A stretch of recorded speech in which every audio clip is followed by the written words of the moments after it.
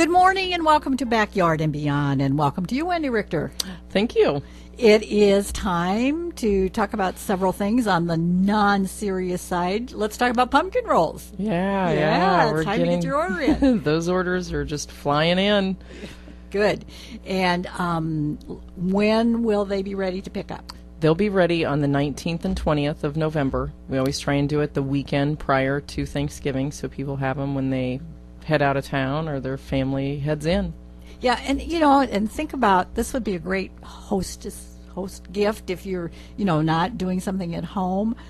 Take it along with you and let people see what's happening and know how good they are. Absolutely. We have some families, and, it's getting to the point where there's so many of them I can't remember, but they buy them and then they send them across the United States. Wow. So they get sent for holidays. Yeah.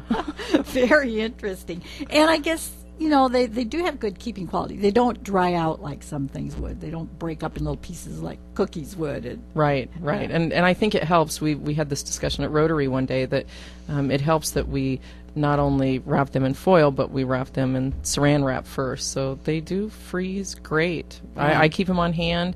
If I get a call to take a dessert to church or something, then I've got it ready. So stock up, but don't wait till November 18th, put your order in because you'll be too late. Right. I think we've gotten to the point the last couple of years that by November 10th, a week or two before the deadline, we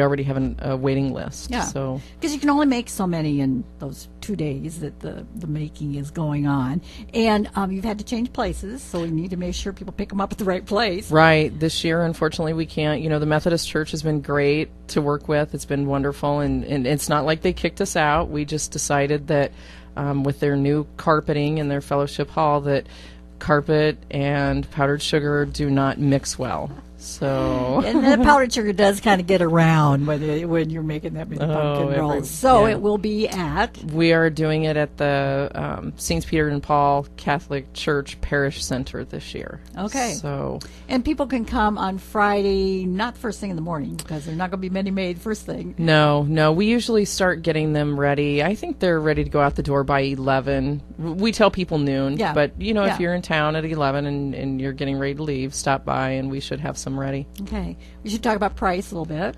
Right. $12 a roll. The roll, we tell people usually depending on how thick you cut them or how thin, much you want to indulge. Exactly. Can serve 8 to 12 people. Yeah. And it is a nice finish to a meal if you just do that kind of 1/12 of the roll. So when you think about that, that's $1 a serving. If you went out and bought a piece of pie, it's $2 at least, the very minimum, per serving. So this is still a great buy. Oh, absolutely. Yeah. Absolutely. And like I said, we have families that I was going through the order forms this morning, and a gal called and she said, I don't want to, put me down for 6. And we have one gal that orders between 12 and 20 every year. So, yeah, they're stocking up. So they add up fast. And while we're talking about something to eat, pumpkin rolls, I want to just mention the cake bites, because that is another fundraiser. Right, that's the fundraiser we do in the spring. Try to have those ready for Easter, or last year it was Mother's Day, but this year hopefully we'll have them ready by Easter again. And the cake bites, actually this year I'll have a sample available for pickup. When people come to pick up their pumpkin rolls November 19th and 20th, I will have some samples available so people can try the cake bites. And just like the pumpkin rolls, they're great to have on hand, great for kids to snack. Oh, yeah, they freeze great. And, again, take them to a gathering. We had some order them in the spring that used them for baby showers. They had baby showers coming up, so they used those for the desserts. And again, it comes in nice packaging, so looks, it's a nice gift. It's all about presentation. Yeah. And of course, the reason for all this, involving lots of volunteers and involving lots of time and organization and getting all the ingredients, all of that is not just to have fun, although people do have a good time when they come to volunteer, but it is for a very serious purpose. Right. All of the money goes to Victim Services, Family Crisis Support Network, and different different areas, either for direct service, it might be indirect service, maybe supplies or an appliance that we might need at the shelter. Just, you know, you never knows. Last year I know we had to work on the furnace at the shelter, so it helped with that. That money is utilized for line items that we either don't have in the budget or that the money is already gone. And this is a tough year, so and I've told people sometimes you have a lot of grants and you have donations, but the grants are kind of tell you what you have to use them for, right? And that doesn't cover everything, right? So often these funds are used for items that the grants will not cover, right? The good thing with that is we don't, and I don't want this to sound negative in any way, but there's no ties with this money. We can use it for anything. If someone's really down and depressed that's in the shelter and they want a haircut or they want to get their hair colored, we can pay for it. There's not a lot of grants that will pay for that. Pays for gas, although there are grants that will pay for gas and for bus tickets, but that money goes very, very quickly. When you only have a couple $1,000s for an entire year, it's gone within a quarter. And Wendy, you said, this is a tough year, and I know that you could tell us a long time about lack of funds, but, how serious? What are some of the changes that have happened in terms of funding? Well, the benefit is we haven't had to cut any staff.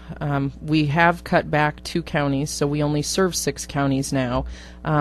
But because I haven't had to cut staff, I've had to cut in other areas. So, for an example, we maintain a shelter, which there's expenses, just like your house. We have utilities and insurance, and we are already out of utility money for the year. So we're 3 months into our budget. So in addition to buying pumpkin rolls, you could just make a donation. Oh, absolutely. We'll take that. Good money. Now, you mentioned that you have the shelter, and of course there's the 24-hour phone, but I understand you're also out in schools this month. Right. I'm working in the Atlantic High School right now in a health class with their curriculum. They talk about dating violence and sexual assault and harassment and bullying. So I go in just as a local person to say, hey, one, we have services here. And then the other thing is to get a little bit more in depth. More than what the book does. They're pretty general, but we get more specific and talk about certain areas. Real hometown stuff too. I mean, we're talking about local people here, and we're not talking about a statistic across the United States. This is what's happening locally. Right. And we just want the kids to know, one, yes, it happens here, how to be prepared so you don't become a victim, or if you have a friend or a family member that becomes a victim, what you can do to help. Bullying has been in the news big time at this point. Congress getting involved and all sorts of people. Has that raised any more interest with you or more concerns? Not so much, because the benefit is schools are pretty prepared to be there for assistance. We usually come in as a last resort in situations where nothing's being done. We have access and resources to higher powers that can come in and say, hey, why aren't you doing this? And the resources to help families find those resources. And I think that support for families is an important thing, Wendy. I think I imagine that parents feel so helpless sometimes in what they can do to help their child and what they should do. And you have resources to help the family members. Oh, absolutely. And we see parents go through the same thing that kids do: the anger, the frustration, the sadness. I mean, they go through all of those different feelings as well, and that's a struggle. Yes. Very, very emotional struggle. I'm going to go back to needs for the shelter just a little bit. You in the past you've collected clothes and equipment and beds and so on. Are you still in that mode, or are there certain things you need more than others? Right now, we're doing really well. We've just come out of the summer. A lot of garage sales, a lot of things have come in.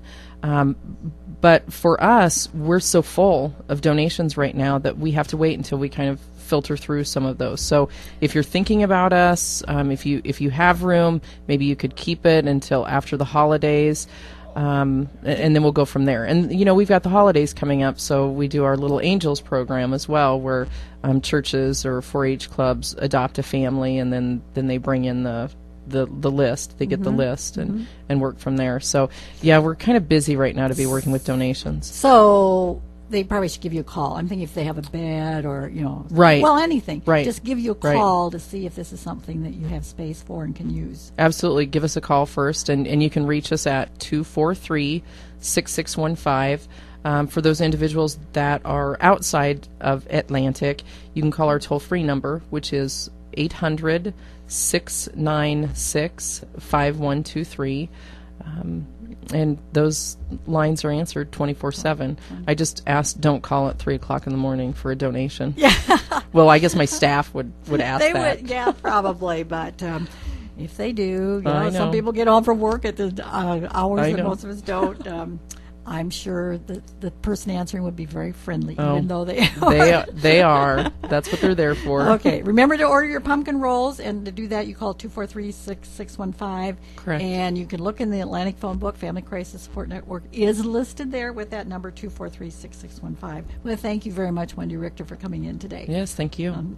Till next time, here's a thought. Some think when you run away from danger, you have no courage. But that's confusing courage with wisdom.